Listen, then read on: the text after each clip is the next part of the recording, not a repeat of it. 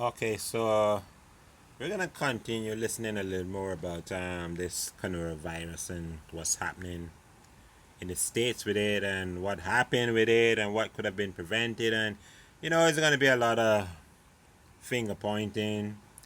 Everybody's gonna take cover and everybody wants somebody to blame. That's how issues are.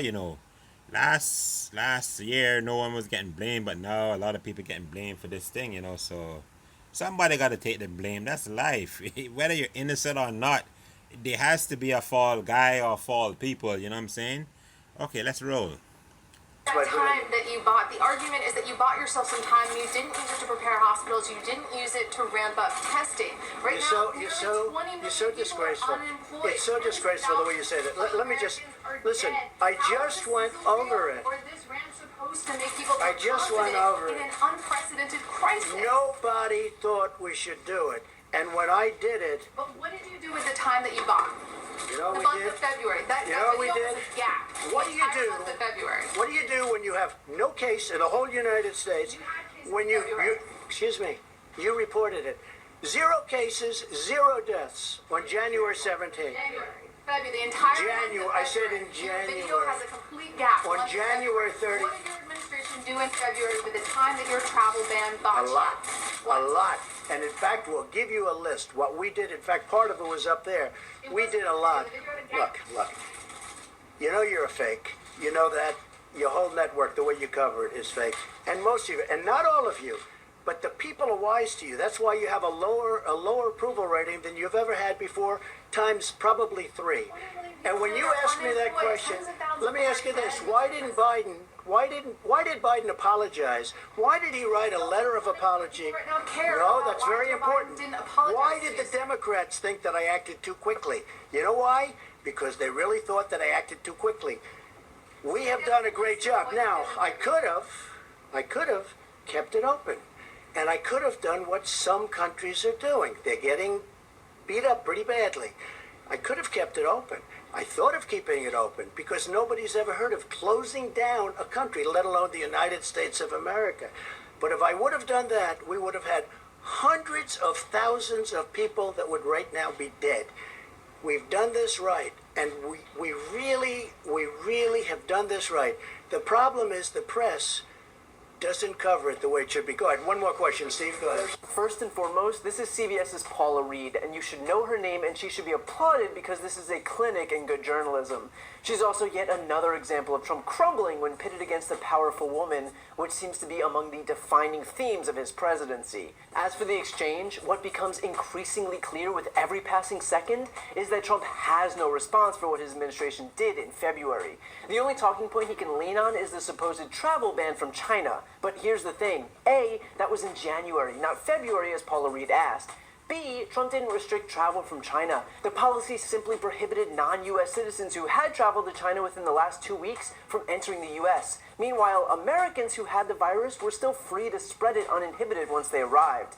It was also implemented weeks after the first case was discovered in China, so what resulted was a staggering 430,000 people traveling from China into the U.S. since the virus surfaced. Not quite the foolproof solution that Trump claimed it to be. And C, the ban clearly didn't work. You don't get to take a victory lap for employing a strategy that you hoped would stop the spread of the virus when we now have more cases of that virus than any other country in the world.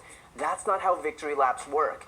He's saying this as if his strategy was successful, but in fact, the steps we took to contain the spread were objectively the least effective steps on the face of the earth. But of course, he knows that, and so does everyone else. But the reason he leans on the, quote, China ban anyway is because that's the only step he even bothered to take in the beginning, however flawed it was. There was nothing else. When Trump should have been advocating for nationwide stay-at-home orders and focusing on ramping up our testing capacity, he was holding televised press conferences declaring that the virus would go away with the heat and claiming that, like a miracle, it would disappear. And as we're seeing from countries like Germany and South Korea, implementing mass testing and making sure the population is aware of the risks, was the key to success here. Not travel bans, not painting rosy pictures, not blaming past administrations, but testing and mitigation techniques. Only Trump didn't do that, and that is why we are saying that Trump lost February. And this wasn't even an accident. Even those who participated in the White House's coronavirus task force meetings admitted that testing was only discussed during the last 5 to 10 minutes of the meetings.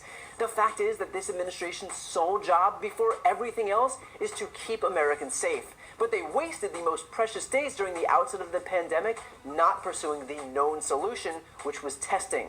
By the way, it was no secret. By mid-February, South Korea was already testing into the tens of thousands, and their curve was already flattening. But the fact that we never got testing off the ground, and frankly that the White House never seemed to care or even acknowledge it, is a governmental failing the degree to which we haven't seen in modern American history. So it doesn't matter if you're a Democrat or a Republican or you've never voted in your life, the fact that our government lost a pivotal month doing nothing but blaming Obama, blaming Democrats, blaming the states, blaming governors, blaming the media, blaming China, blaming the Mexican border should infuriate you. Because all of the time spent finger pointing at everyone else should have been used to take steps that would result in saving Americans who are piling up in morgues at a rate faster than we've seen in modern U.S. history. These are our friends and family members and neighbors. They are grocery store clerks and reporters and nurses and doctors. And the one thing I want you to remember, if nothing else, is that those people did not have to die.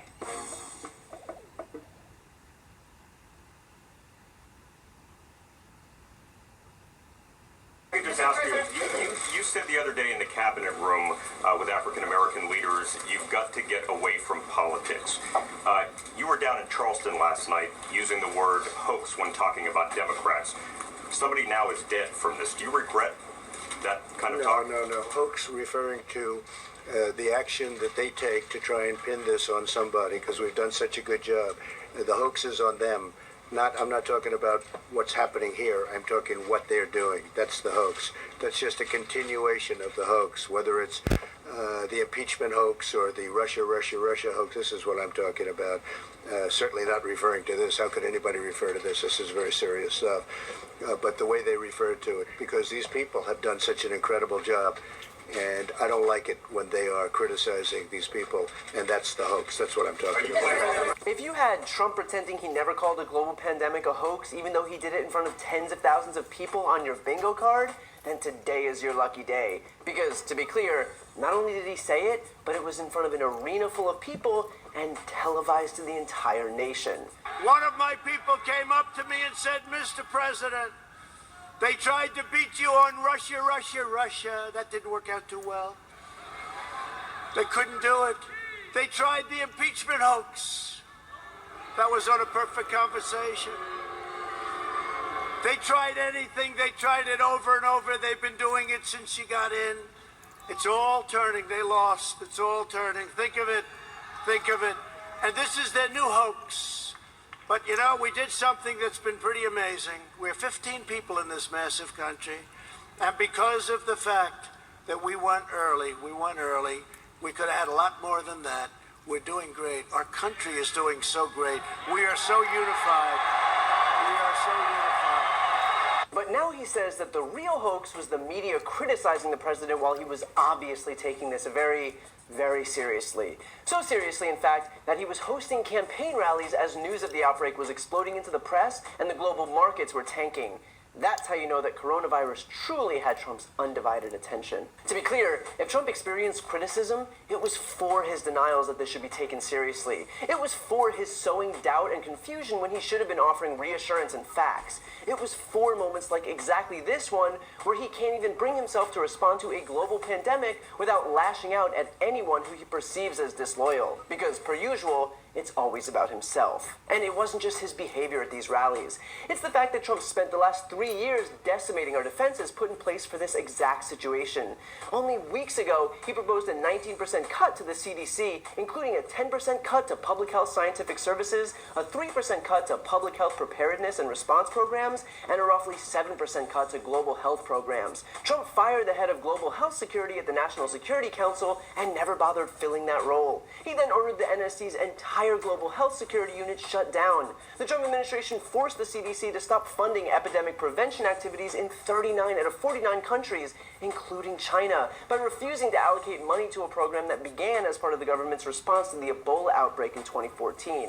The director of the CDC at that time literally said that the move, quote, would significantly increase the chance that an epidemic will spread without our knowledge and endanger lives in our country and around the world. Yup, no way we could have seen this coming. Trump then appointed Mike Pence, who, as governor of Indiana, enabled the worst HIV outbreak in state history because of his own gross mismanagement to oversee the U.S. response to what is already the worst global pandemic in more than a century.